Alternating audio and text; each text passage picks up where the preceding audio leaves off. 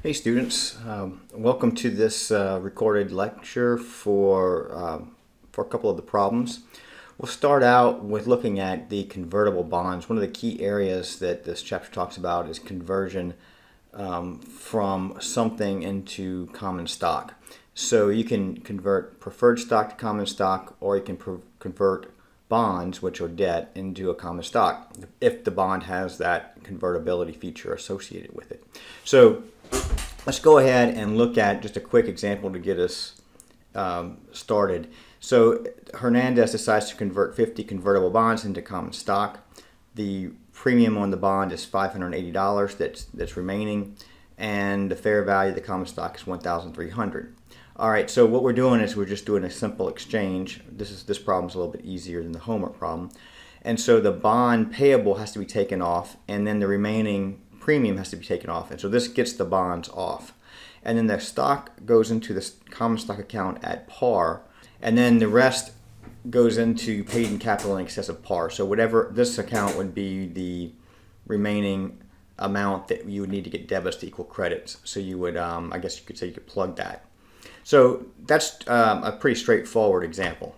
The homework example is a little bit more complex. Aubrey Company issued 4 million shares of convertible bonds June 1st, 2025. The bonds were dated April 1st, so there's 2 months has occurred between the time the bonds were created and the time they were issued. The payment of the interest is April 1st and October 1st, so twice a year. Then later on, they're going to convert that some of that bond into common stock.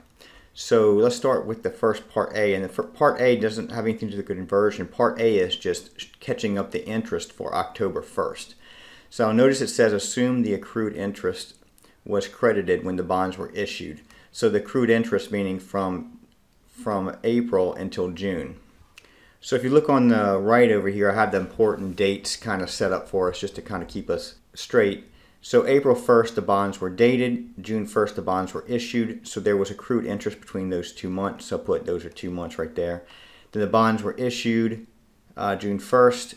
Interest expense occurred on October. And then they were converted, from the time they were issued, they were converted to stock, or at least some of them were converted to stock 10 months later on April 1st. So there's our important dates.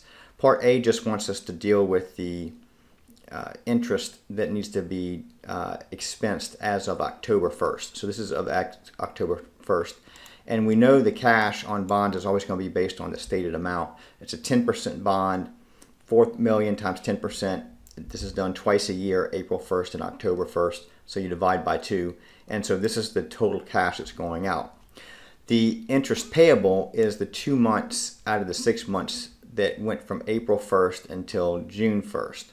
So that's why there's 2 out of 6 months for the interest payable. So that's already been accrued, and so this is going to be removed since it's being paid out. Now we have to get this discount. If we don't have the discount, we can't do the interest expense. So what is the discount? Well, the par value is 4 million, but the issue price was at 98%. So 98% is 3,920,000. And so the discount is 80,000. So there's 18 months from the time it was issued, June 1st, until the time that it's going to be completed. So it's a 10-year bond, so that's 120 months, but they were already 2 months into it when it was issued. That's why you amortize it for 118 months instead of 120. So you take the 80,000 discount divided by 118, and that shows you how much per month will be amortized. So since this is for 4 months from the time the bond was issued until the interest expense is to be paid, then that's how we get the 2,712. And as you recall, the interest expense includes the amount that's going to be paid plus the amount that's going to be amortized for either the discount in this case or if it was a premium. So that's why we add that interest expense. So if you review the bond chapter, you'll see how that interest expense worked when it was amortized. And so now we have the bond and the interest expense. So we have all the parts that we need. Okay, so part 2 is where we do the conversion. Now remember, we're only converting 1,500,000 out of 4 million. So we're not converting the full amount. We're converting it into 30,000 shares of $20 par stock. So we need to go ahead and remove the bonds that are being converted and add the stock.